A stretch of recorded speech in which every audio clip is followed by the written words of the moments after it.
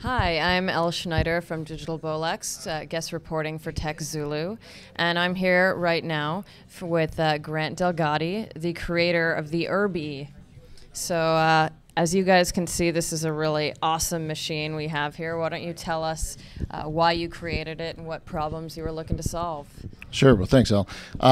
Yeah, we created the URB-E to solve that ultimate last mile vehicle scenario. So we've been finding there's a trend of commuters who are taking public transportation, transit, buses, trains, things like this to get to and from work instead of the traditional driving a car because of congestion and cost of car ownership and the fuel and the carbon footprint, all that stuff put together. It's just a better way to commute for a lot of people.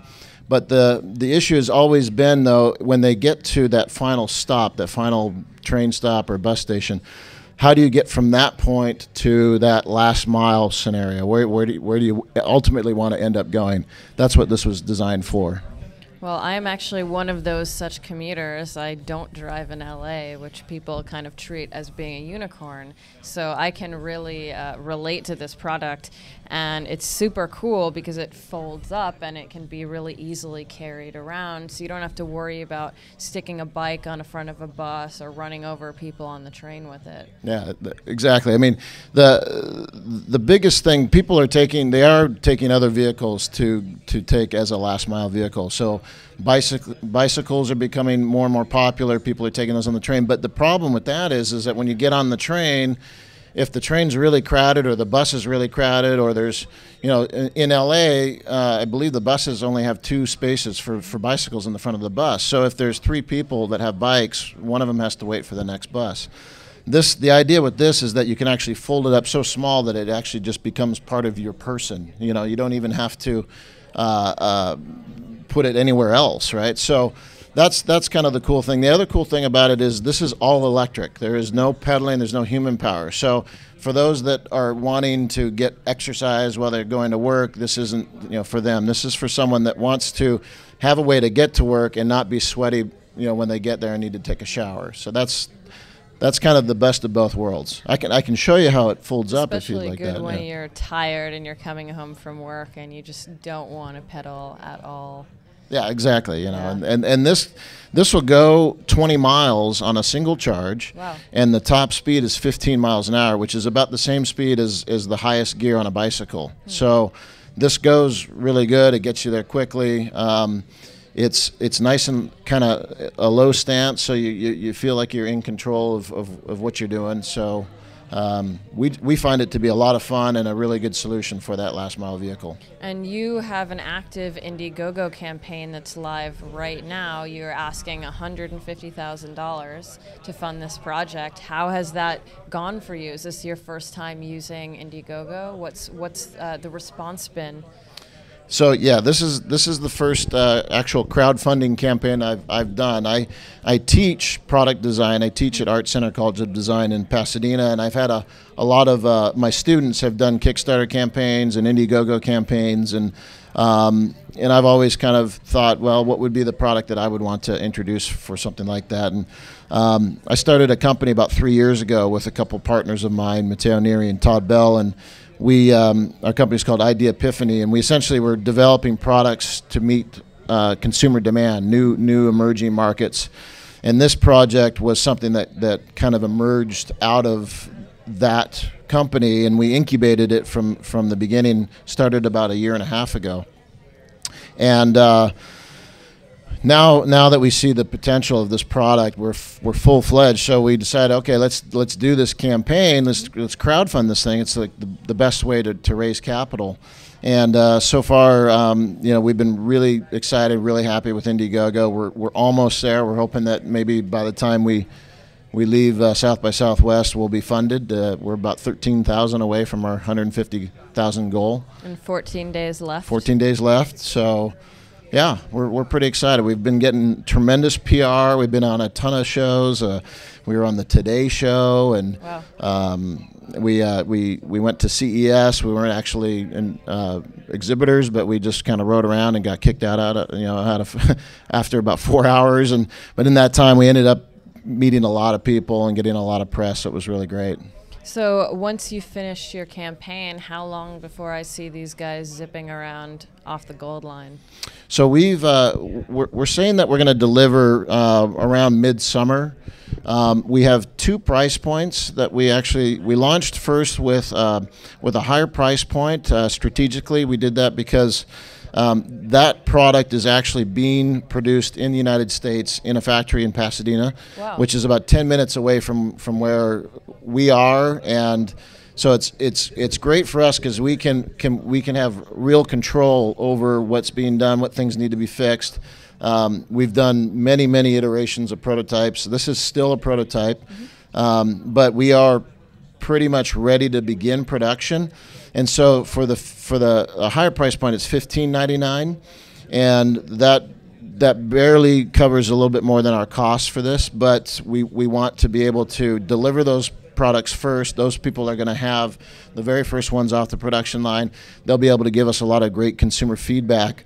Then after that, we're actually going to go and produce these overseas. We're going to continue to produce in the United States for anybody that wants a U.S.-made product, but we're going to produce the others overseas, and we're selling those for $7.99.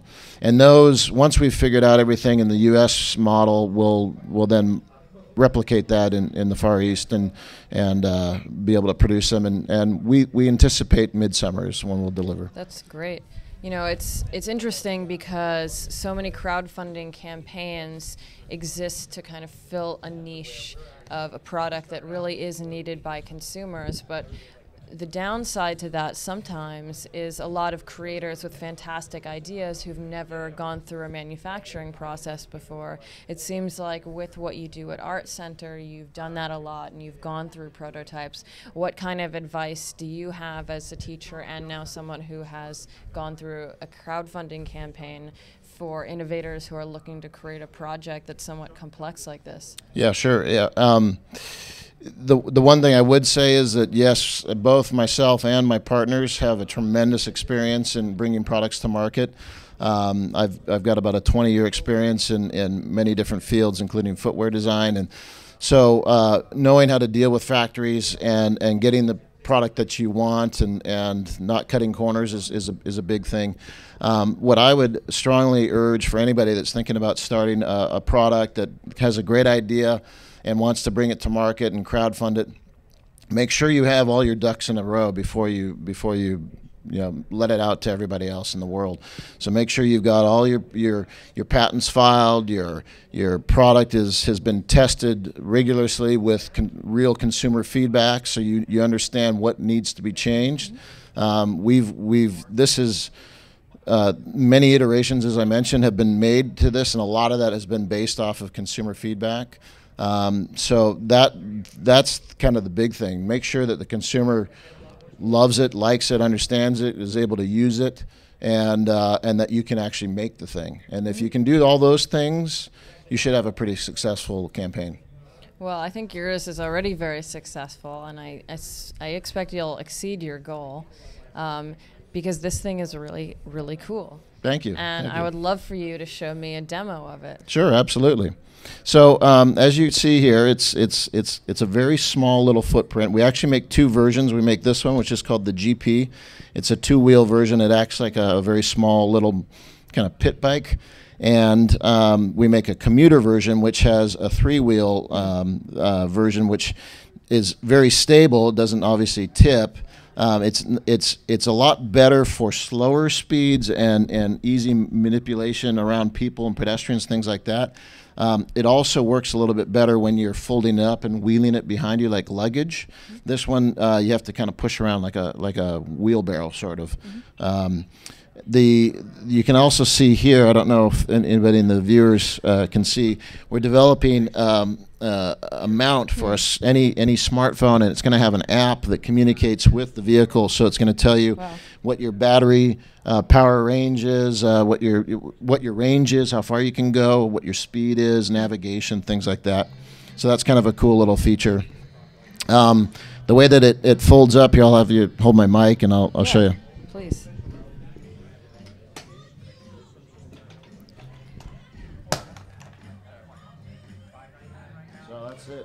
So Folds up like that. yeah, I mean, in a lot of ways, that's smaller than a suitcase. You can just sort of stick it between the seats. Yeah.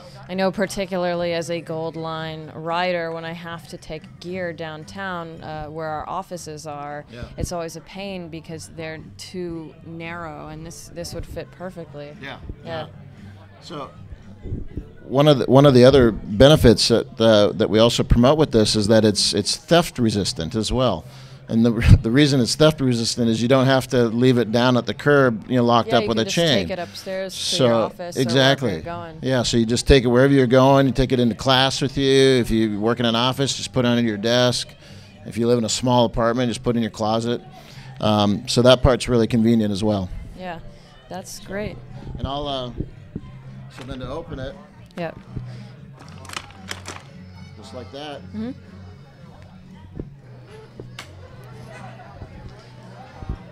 That's amazing. Well, thank you so much for coming down, Grant. And where can we find out more about your project and help you fund it? I guess you need the mic. So we are on Indiegogo. Our company is URB, URB-E. You can also look at our website, URB.com, and help us get to our goal. That'd be awesome. I'd love to get there while we're here. Fantastic. So Grant has $13,000 left in 14 days. Let's help him reach his goal. I'm Elle Schneider, Creative Director of Digital Bolex. I'm guest reporting for TechZulu today, and we'll be back soon with our next interview. Thanks a lot.